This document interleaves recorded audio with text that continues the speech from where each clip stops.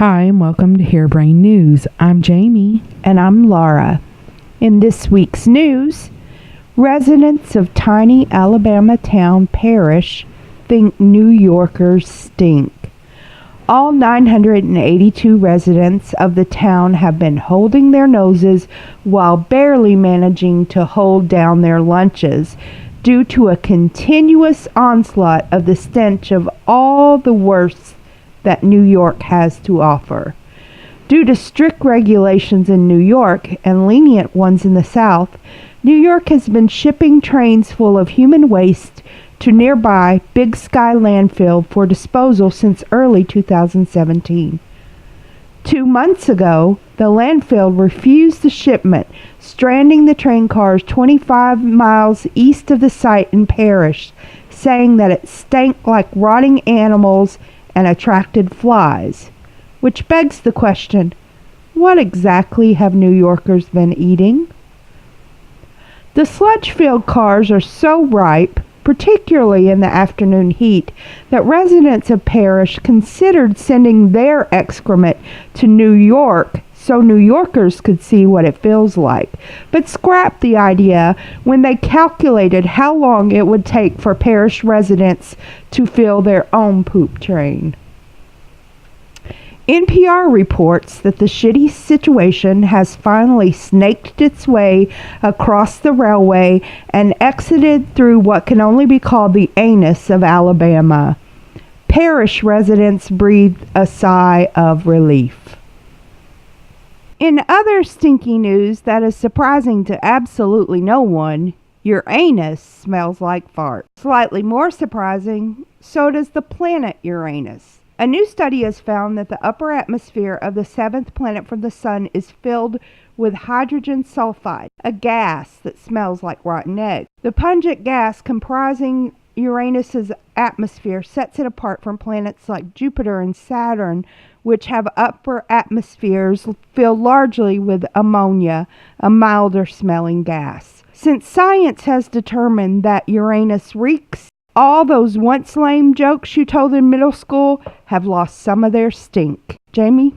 A Texas town has created a run that even I would participate in, at a brisk walking pace. The town of Bourne, Texas will hold the Bourne .5K run on May 5th. For our American listeners who, like me, might be confused by the metric system, that's roughly 1/3 mile. The race starts at a local brewery where participants will be given free beer before they begin. If they get hungry on their arduous journey, they can stop at the coffee and donut station conveniently located next to the smoking section. Participants willing to shell out an extra $25 will get to ride across the finish line in a 1963 VW van. They will also receive an extra large medal for being so extra. Perhaps you guessed in error the event is being held by Trump 2020 campaign or the American Heart Association Haters of America, or AHA for short. But it's actually to benefit Blessings in a Backpack, which will feed hungry children while they aren't in school so they don't have to, eat the rich. Laura, French President Emmanuel Macron made headlines across the globe on Wednesday when he referred to Australian Prime Minister Malcolm Turnbull's wife Lucy as delicious.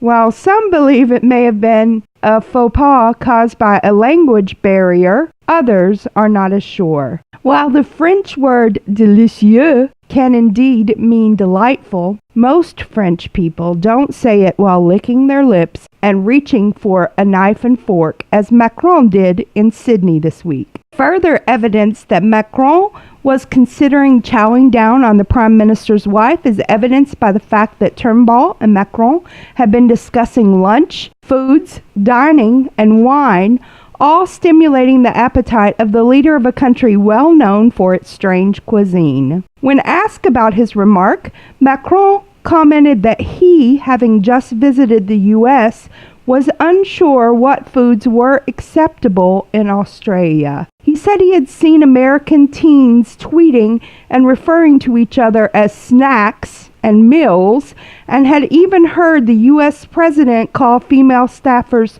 sweet cakes, honey buns, or say they were finger-licking good. Speaking of Macron, it is not surprising that he is obsessed with food, being that his name sounds like a cookie. Jamie? A local Kentucky woman has been driving her family, friends, neighbors, dogs, and drive-through workers up a wall for 2 to 5 days, depending on when this episode airs. She's been blathering on and on about the contest she won. Okay, I have a confession. I am this woman, and I'm about to drag you, dear listener, into the madness. Please note that I don't promise that this story is going to be as funny as it normally is, but I am very excited.